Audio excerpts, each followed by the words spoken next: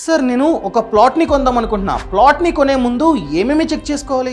Plot కొనుక్కునేటప్పుడు అసలు ఈ owner ఎవరు, ఈ ల్యాండ్ టైటిల్ క్లియర్గా ఉందా, దీని మీద ఏమైనా అప్పులు ఉన్నాయా, మార్ట్గేజ్లో ఉందా, ఇంకేమైనా ఇబ్బందులు ఉన్నాయా ఒకటి చూసుకోవాలి. అదేవిధంగా సరైన లొకేషన్ని ఎలా ఎంచుకోవాలి? ఈ లొకేషన్ ఎలా చూసుకోవాలంటే ప్లాట్లో ఆ దగ్గర సరౌండింగ్స్లో డెవలప్మెంట్, ఫ్యూచర్ డెవలప్మెంట్స్ ఎట్లా ఉన్నాయి, ముందుకి ఏవి రావచ్చు, ఏమైనా గవర్నమెంట్ ప్రాజెక్ట్స్ వస్తున్నాయా, ఎస్సీజెడ్స్ వస్తున్నాయా, ఇండస్ట్రీస్ వస్తున్నాయా, ఇవన్నీ చూసుకొని ఆ ప్లాట్ విలువ మనం అఫోర్డ్ చేయగలమా, ఆ రేట్ చూసుకోవాలి. మనకు కావాల్సిన 150 గజాలు, మన పర్పస్ ఏంటి, దీన్ని చూసుకొని ప్లాట్లు ఎప్పుడు కూడా జనరల్గా సిటీకి 50-60 కిలోమీటర్ దూరంలో కొనుక్కుంటే తక్కువ బడ్జెట్లో తక్కువ రేటుకి వస్తుంది, అప్రిషియేషన్ ఎక్కువ జరుగుతుంది. పూర్తి సమాచారం కావాలంటే ఈ ఛానల్ని సబ్స్క్రైబ్ చేసుకోండి. కౌశిక్ హాయ్, ఏం తెలుసా, ₹1,00,00,000 హోమ్ లోన్ తీసుకొని ఫ్లాట్ కొనేస్తున్నాను. అవును, నీకు సొంత ఇల్లు ఉందిగా, మళ్ళీ ఎందుకు? ఎందుకేంటి, ఇన్వెస్ట్మెంట్. ఇప్పుడు రెంట్కి ఇచ్చాను అనుకో, ఎవ్రీ మంత్ 25,000 అద్దే. ఇప్పుడు ₹1,00,00,000 ఫ్లాట్ ఫ్యూచర్లో 2 కోట్లు అయిపోద్ది.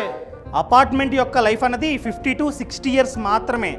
ఫర్ ఎగ్జాంపుల్ ₹1,00,00,000 పెట్టుకుంటున్నట్లయితే నువ్వు 30 lakh అనగా 30% మాత్రమే ల్యాండ్కి పెడుతున్నట్లు.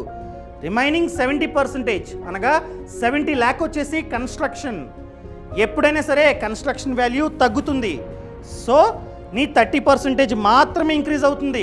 అపార్ట్మెంట్లో నీకు వచ్చే ల్యాండ్ అన్నది చిన్న కేకు ముక్క. కావున నువ్వే కనుక ఇన్వెస్ట్మెంట్ కోసం ప్లాన్ చేసుకుందాం అనుకున్నట్లయితే ప్లాట్ కొనుక్కో. అవును కౌశిక్, ఇవన్నీ నిజమే. అవును, ఇవన్నీ ఎలా తెలుసు నీకు? ఎలా అంటే Indian money Telugu channel subscribe. బాగుంటుందండి, ఎందుకంటే హైదరాబాద్ ఇవాళ చాలా అద్భుతంగా డెవలప్ అవుతుంది. ఇవాళ మార్నింగే ఏదో చదివాను ఒక సర్వేలో, భారతదేశంలో ఉన్న సిటీస్లో 10 సిటీస్లో టాప్ 3లో హైదరాబాద్ కూడా ఉంది.